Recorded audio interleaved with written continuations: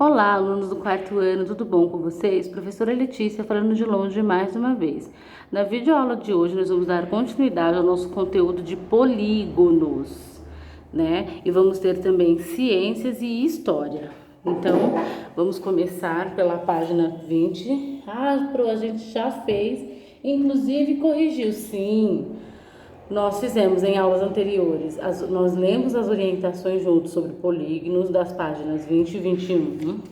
Foi pedido para vocês fazerem as atividades das páginas 22, 23 e a 24. E agora nós vamos fazer juntos o Aprender é Divertido, que é a conclusão desse conteúdo. Então, vamos lá. Aprender é divertido. Vamos construir um medidor de ângulo reto. Então, o que a gente vai precisar? De folhas de papel, uma tampa de lata com formato cilíndrico. Como eu não tenho a tampa, eu trouxe um formato cilíndrico, ó, que é o meu porta-caneta, todo mundo conhece, que é meu aluno, e uma tesoura sem ponta. Como fazer? Trace o contorno da tampa da lata sobre o papel, desenhando um círculo. Então, vamos lá. Essa parte todo mundo sabe fazer, tenho certeza. Que é isso aqui que nós vamos fazer. Se vocês quiserem passar o lápis e depois uma canetinha mais grossa para ficar mais visível o círculo, fiquem à vontade. É o que eu vou fazer, eu prefiro. Feito isso, vamos seguir com as orientações. Tirou, ficou um círculo. Recorte o círculo e dobre ao meio. Então, nós vamos recortar o círculo.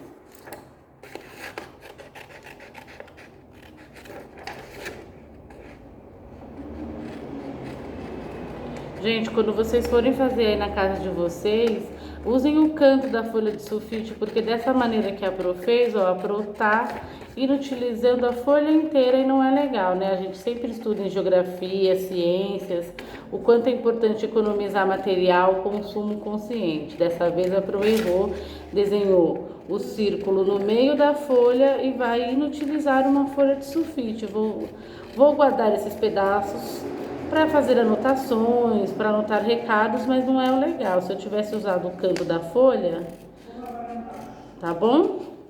Então, feito isso, ele pede para a gente dobrar o círculo ao meio. Então, vamos, ó, o círculo tá aqui, por isso que é legal vocês terem feito com uma tinta mais grossa para vocês visualizarem. Então, nós vamos dobrar o círculo ao meio.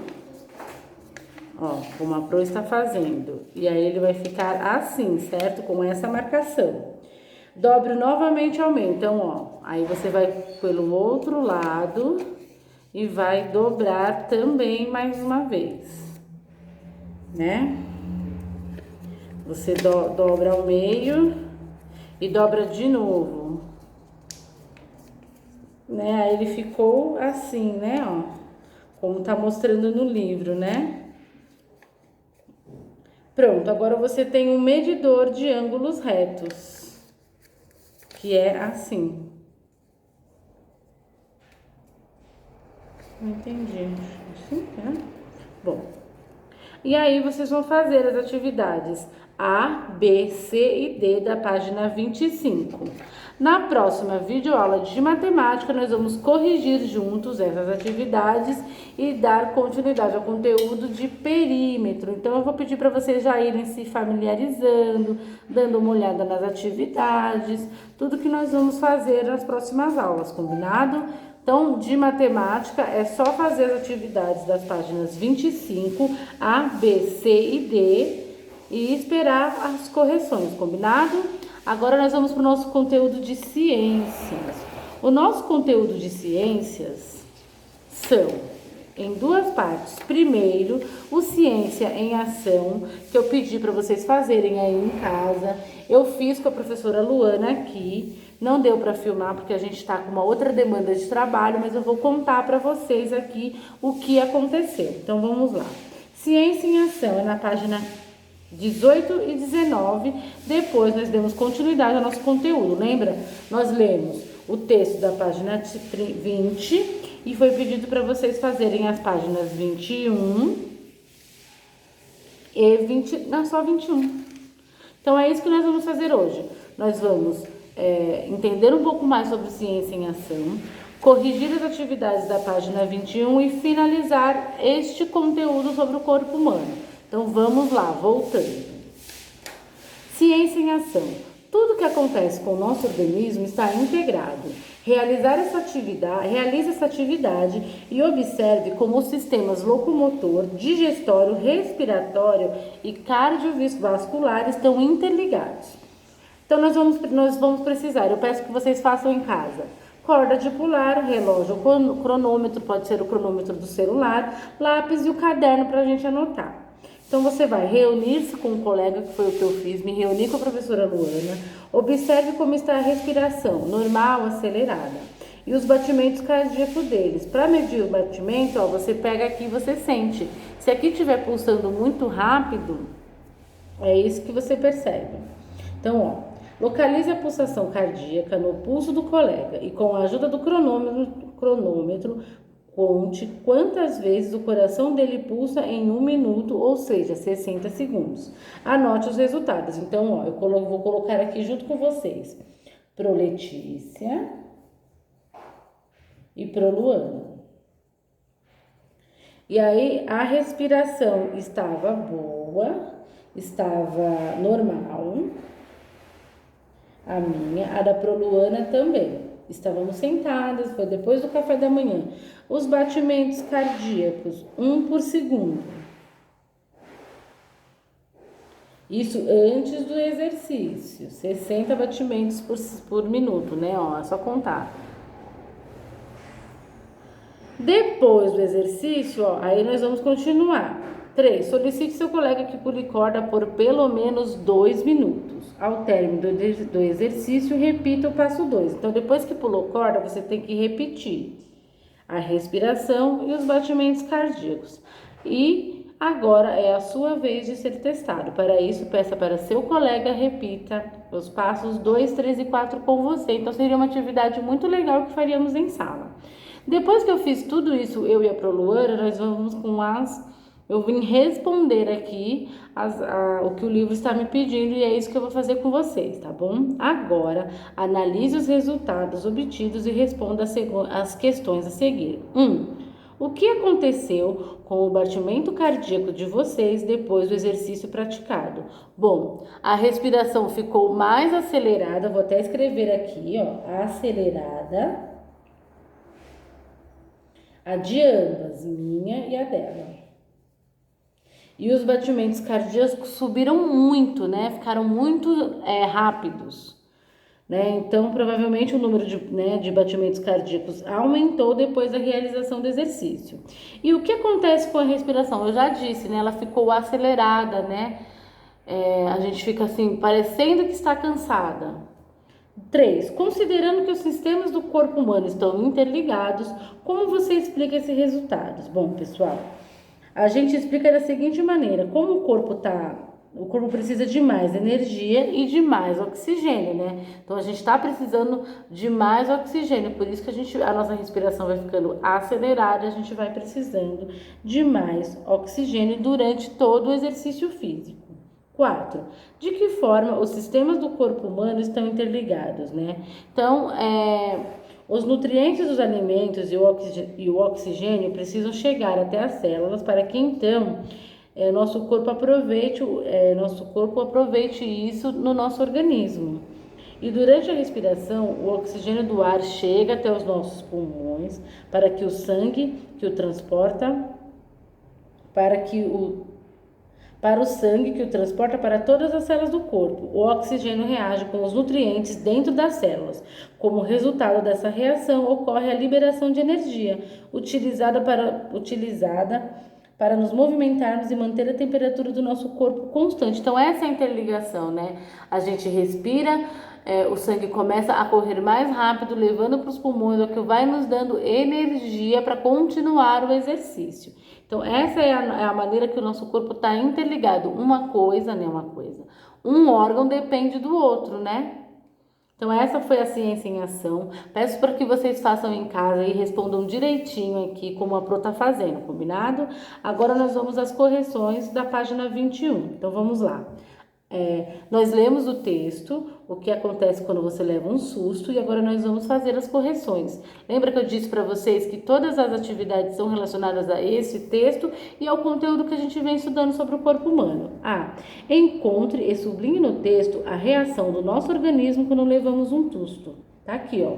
As glândulas suprarrenais, acima dos rins, liberam um hormônio na corrente sanguínea que prepara o corpo para fugir. Então, é essa parte que vocês têm que sublinhar. Eu vou sublinhar aqui. As glândulas suprarrenais, acima dos rins, liberam um hormônio na corrente sanguínea que prepara o corpo para fugir.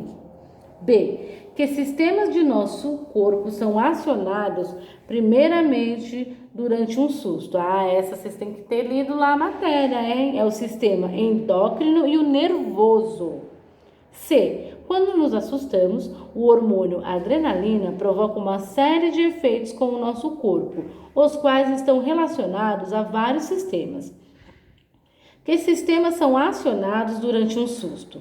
E justifique sua resposta, hein? Bom, como não tem espaço, provavelmente era uma resposta que a gente responderia em voz alta, cada um ia falar um pouco da sua. Então, eu vou falar mais ou menos, né, de uma maneira bem científica. O sistema cardiovascular, pois há um aumento de batimentos cardíacos, né? Quando a gente leva um susto, como a gente já levou um susto e leu no texto, os nossos batimentos cardíacos ficam acelerados. Isso faz o quê? Com que o sistema locomotor, pois os músculos se preparam para fugir, né? Como a gente leu. Então, os batimentos vão ficando bem fortes e nos que a gente vai conseguir fugir, correr. 2. Resolva a cruzadinha sobre o corpo humano com as palavras que completam corretamente as afirmativas a seguir. Eu vou até pegar uma canetinha de outra cor para a gente preencher. Então, vamos lá. O sistema realiza a eliminação de resíduos do organismo, o sistema urinário. Então, a gente vai aqui na A e vamos escrever urinário. Urinário. B. Os pulmões são órgãos que constituem o sistema respiratório. É a B. Respiratório.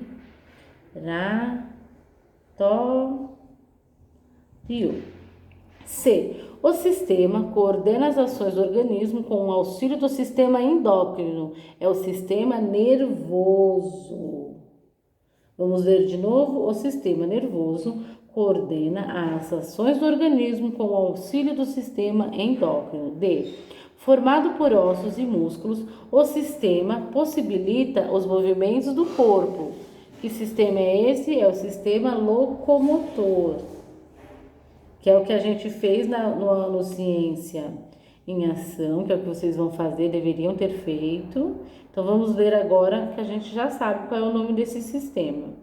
Formado por ossos e músculos, o sistema locomotor possibilita os movimentos do corpo. E o sistema é responsável pelo transporte de substâncias do corpo. Que sistema que é responsável pelo transporte de substâncias? É o cardiovascular. Então, vamos escrever essa palavra bem grande aqui na E. Cardiovascular. É o sistema responsável pelo transporte de substâncias para o corpo, pelo corpo. E F, o sistema é responsável pela digestão dos alimentos. É o sistema digestório. Esse é fácil, não é? Digestório.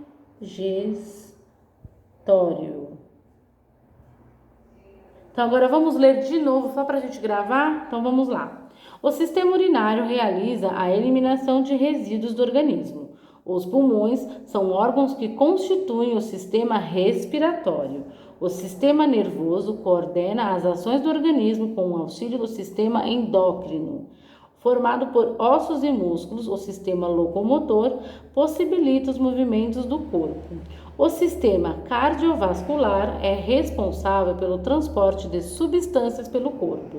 O sistema digestório é responsável pela digestão dos alimentos. Finalizamos mais uma correção de ciências por aqui e agora na página 21 nós vamos dar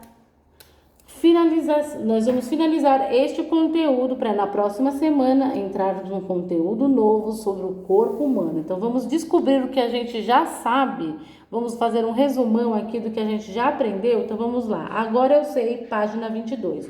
O corpo humano é formado por várias partes. A unidade básica do corpo humano é a célula. As células são microscópias e constituídas de 3 partes principais: membrana plasmática, citoplasma e núcleo. Células iguais podem formar tecidos, os quais se agrupam formando órgãos. Órgãos com funções semelhantes constituem sistemas que formam o organismo humano. E aqui, ó, tem uma ilustração que vai nos mostrar direitinho como funciona. Ó, célula, tecido, órgão, sistema que somos nós e o sistema que é o que está dentro de nós, e o organismo somos nós, seres humanos. O corpo humano apresenta vários tipos de tecido. Os órgãos do corpo humano se organizam em sistemas, por exemplo, digestório, respiratório, cardiovascular, locomotor, nervoso, endócrino e urinário. Então a gente aprendeu tudo isso até agora.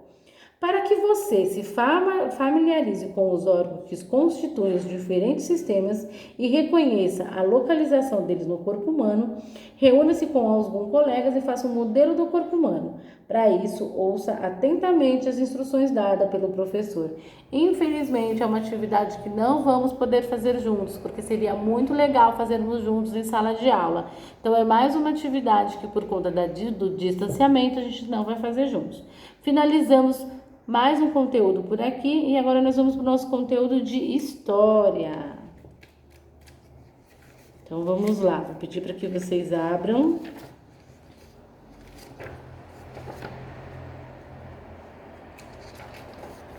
Transformação na indústria. Espera aí que eu acho que tem atividades para fazermos. Temos.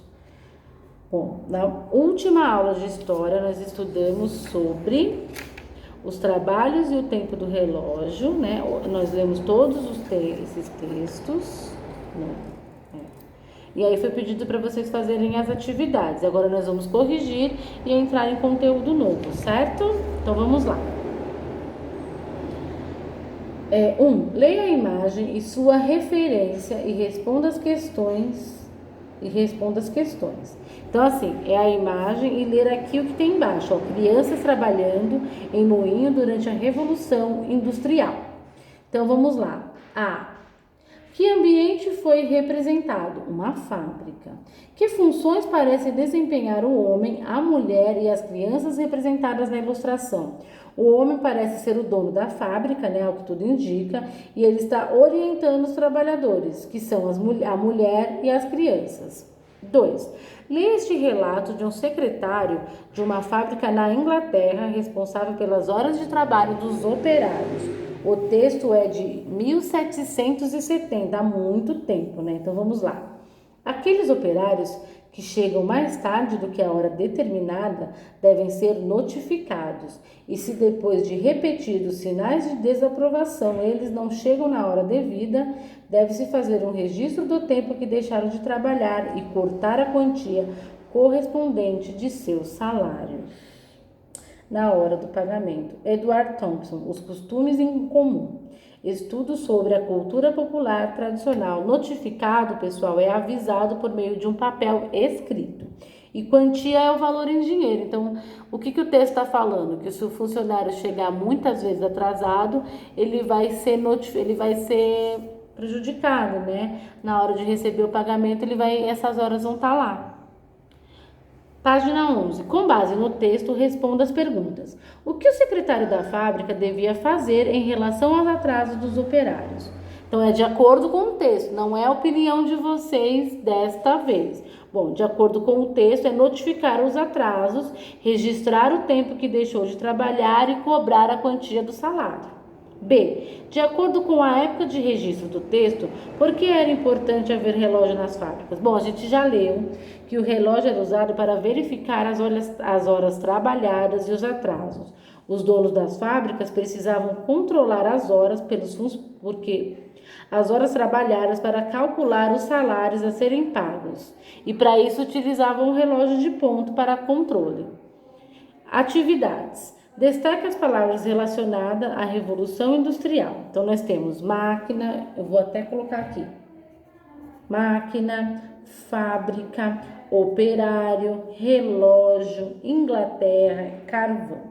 A 2, pessoal, eu lembro que eu pedi para vocês fazerem naquela folha extra, né? Escrever o nome, tudo bonitinho. Quando a gente pediu o volume 4, eu quero ver essas folhas com as atividades extras. E a 3, marque X nas informações corretas sobre o início da industrialização.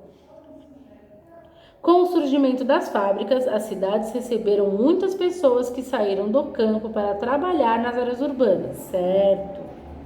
As pessoas que moravam nas cidades não sofriam com a fumaça que saía das chaminés da fábrica. Mentira, né? A gente sabe que é verdade. Peço perdão pela tossida. Nos bairros próximos às fábricas, os operários moravam em casas com pouco conforto, ventilação e iluminação. Verdade. Bom, pessoal, finalizamos aqui a correção de história e agora nós vamos para o nosso conteúdo de hoje, que é as transformações na indústria. Então, nós vamos fazer a leitura dos textos das páginas 12, 13. Vocês vão fazer as atividades da página 14. Depois nós temos as páginas 15, 16, 17, até a página 19. Então, são muitos textos para vocês, quarto ano, lerem. Eu vou ler apenas os textos das páginas 12 e 13. Vou deixar vocês com as atividades das páginas 14, a leitura em quarto ano das páginas 15, atividades, páginas 16, depois vem 17. Por que eu tô colocando tudo isso de uma vez? Porque não dá para fragmentar esse conteúdo, porque ele todo é um só. Tudo fala sobre as transformações da indústria.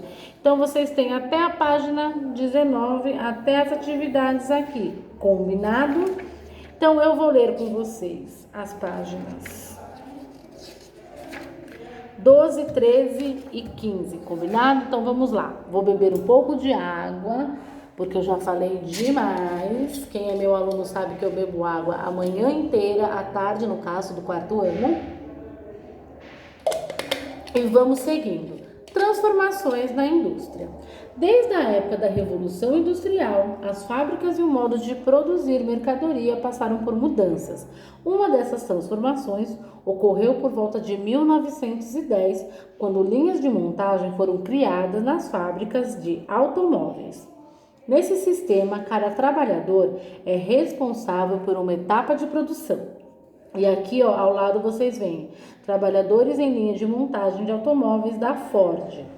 Essa forma de produzir melhorou a qualidade do produto e aumentou a produção, sendo usada até a atualidade. Industrialização no Brasil. As primeiras fábricas brasileiras foram construídas há aproximadamente 180 anos, principalmente nas cidades de São Paulo e Rio de Janeiro. Muitos donos de fábricas eram fazendeiros de café que enriqueceram com a produção agrícola e investiram parte do dinheiro na construção dessas outras instalações. As primeiras fábricas construídas foram as de tecido. Tempos depois surgiram as fábricas que produziam alimentos, calçados e chapéus. E na imagem abaixo nós temos o interior de uma fábrica no Brasil em 1880. É o Mark Ferres. Eu conheço esse escritor, ele escreveu sobre isso. Os operários das primeiras fábricas brasileiras. Para as fábricas funcionarem, era necessário haver um grande número de operários trabalhando. Muitos deles eram imigrantes, como os italianos que saíam das fazendas de café brasileiras em busca de uma vida melhor e por isso buscavam emprego nas fábricas das cidades. Imigrantes portugueses, alemães, espanhóis e japoneses também se tornaram operários. O dia a dia dos trabalhadores brasileiros. Então, vocês entendem porque os textos vão se complementando, não tem como a gente fragmentar? Continuando. O dia a dia dos trabalhadores brasileiros. A vida dos trabalhadores das primeiras fábricas brasileiras não era fácil. Os operários, homens, mulheres e crianças, trabalhavam entre 14 e 16 horas por dia em locais escuros, úmidos e sem ventilação, onde muitos acidentes ocorriam. Havia castigos físicos para quem chegasse atrasado, não existiam períodos de férias e os salários eram tão baixos que os trabalhadores mal conseguiam pagar o aluguel e comprar alimentos e roupas. As crianças também trabalhavam para ajudar o sustento da família. A maioria delas não frequentava a escola, além de terem pouco tempo para brincar. Apesar de fazerem greve, interrupção ou paralisação das atividades dos trabalhadores, como forma de lutar por melhores condições, por aumento de salário e pelo fim do trabalho infantil, os trabalhadores só conquistaram alguns desses direitos vários anos mais tarde. Aqui na imagem, pessoal, está bem pequenininho, provavelmente vocês não vão conseguir ler. Por isso que eu sempre falo para vocês lerem, acompanharem as videoaulas com o livro em mãos. Então, vamos lá. Francesco Matarazzo foi um imigrante italiano de origem humilde que conseguiu construir várias fábricas. Na imagem vemos um grupo de operários imigrantes, entre eles muitas crianças em frente à tecelagem que pertencia a Matarazzo. Nessa época, o trabalho infantil, além de permitido, era muito usado, porque o salário das crianças era menor do que o dos adultos, o que era vantajoso para os donos das fábricas. Triste realidade, não é? E depois da lida desses dois textos, da página 12 e 13, vocês têm o Explorando Documentos, e aí vem a leitura da página 15, Crescimento das cidades no Brasil. Entre 1889 e 1930, algumas cidades do Brasil cresceram muito, entre elas Rio de Janeiro, São Paulo e Recife. Além dos imigrantes que chegavam para trabalhar nas fábricas, muitos ex-escravizados, após sua libertação em 1888, migraram do campo para as cidades em busca de emprego. Também muitos nordestinos, fugindo da seca do Nordeste, e outras pessoas que moravam em áreas rurais, migraram para as grandes cidades com a esperança de encontrar melhores condições de vida. Conheça algumas características da vida e do trabalho dessas pessoas. Então, nós temos aqui várias informações das cidades, do crescimento das cidades aqui no nosso país. Então, muitos operários e imigrantes moravam em um tipo de habitação chamado de cortiço, que era composto de casas muito simples e pequenas que ficavam uma ao lado da outra. Em muitos cortiços havia um pátio central onde se lavavam e penduravam roupas, que também era usado como espaço para o lazer das crianças e conversa entre adultos. Então, vocês podem observar aqui, nessa imagem, é todo mundo junto. Muitas famílias nordestinas chegaram às grandes cidades entre 1900 e 1930 em busca de emprego nas fábricas. A maioria das pessoas negras que chegavam às cidades trabalhavam como vendedores ambulantes e no transporte de mercadorias. E aí, pessoal, vem atividades aqui da página 16. E como eu disse, eu vou deixar com vocês aí a leitura das páginas 17, 18 e fazer as atividades aí da página 19, que é muito tranquilo. Eu aguardo vocês na próxima videoaula. Até mais!